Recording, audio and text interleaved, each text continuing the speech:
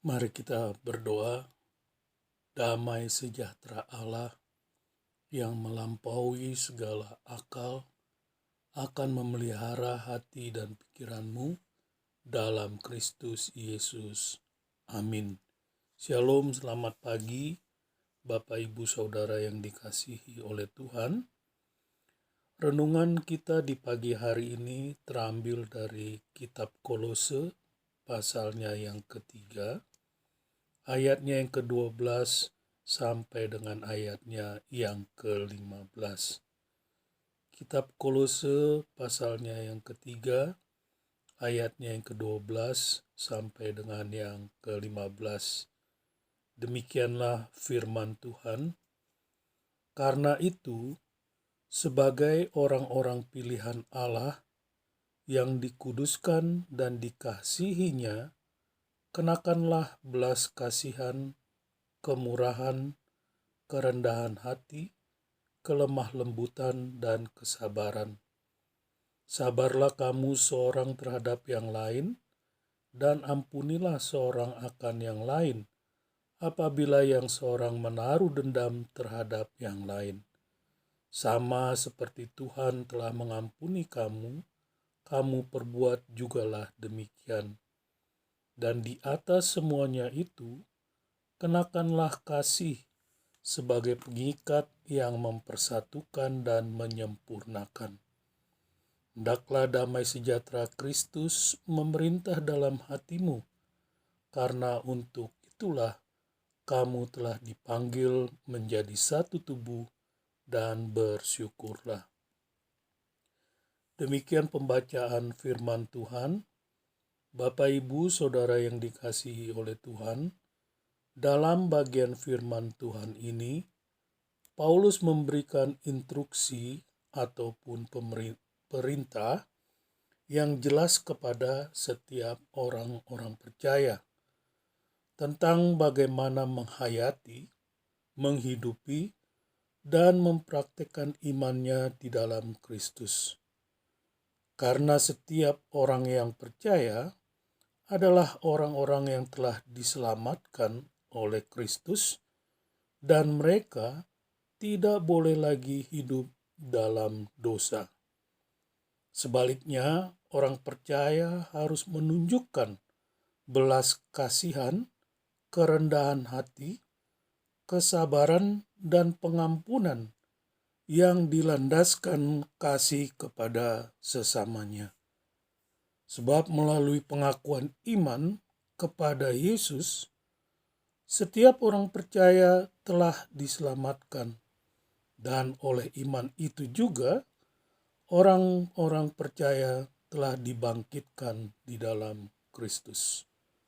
Bapak, Ibu, Saudara yang dikasihi oleh Tuhan, oleh sebab itu, jika kita telah dibangkitkan bersama-sama dengan Kristus, hidup kita harus tertuju hanya kepada Kristus dan mencari hal-hal yang ada di atas, di mana Kristus ada, serta mengarahkan pikiran kita pada hal-hal yang ada di atas tersebut.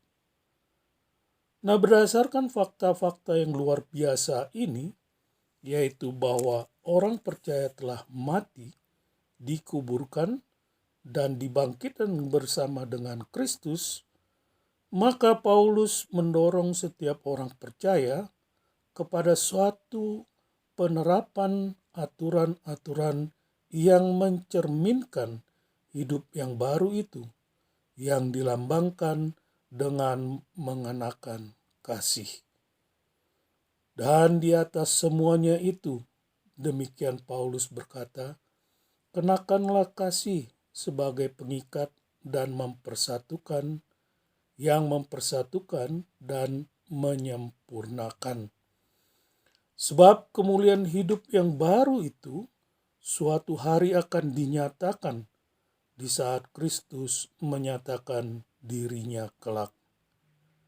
Nah, Bapak, Ibu, Saudara yang dikasihi oleh Tuhan, sampai saat itu tiba, kita harus menganggap bahwa tubuh kita atau tubuh setiap orang-orang percaya telah mati terhadap hal-hal yang dilakukan oleh kehidupan yang lama. Dan kita harus meninggalkan cara-cara lama yang penuh dengan dosa dan merusak, termasuk sikap buruk dari ucapan yang tidak benar, karena diri kita ataupun diri setiap orang percaya yang lama telah mati. Bapak, Ibu, Saudara yang dikasihi oleh Tuhan, melalui renungan firman Tuhan ini, maka kita dapat menyimpulkan bahwa yang pertama, kita sekarang sudah menjadi manusia baru atau ciptaan baru di dalam Kristus. Oleh sebab itu, hendaklah damai sejahtera Kristus memerintah di dalam hidup kita.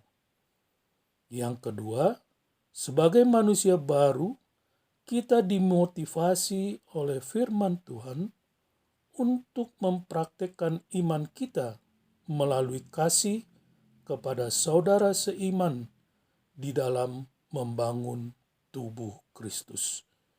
Selamat beraktivitas, Tuhan Yesus memberkati. Bapa, terima kasih untuk firman-Mu di pagi hari ini, dan ajarlah kami ya Tuhan untuk mempraktekkan kasih yang Tuhan ajarkan melalui kebenaran firman-Mu. Berkatilah Bapak, Ibu, Saudara yang mendengarkan renungan di pagi hari ini. Dan berkatilah mereka juga ya Tuhan ketika mereka beraktivitas di sepanjang hari ini.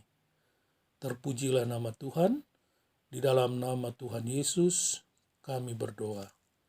Saudara-saudara, arahkanlah hatimu dan terimalah berkat Tuhan. Tuhan memberkati engkau dan melindungi engkau. Tuhan menyinari engkau dengan wajah-Nya dan memberi engkau kasih karunia. Tuhan menghadapkan wajah-Nya kepadamu dan memberi engkau damai sejahtera. Amin. Shalom.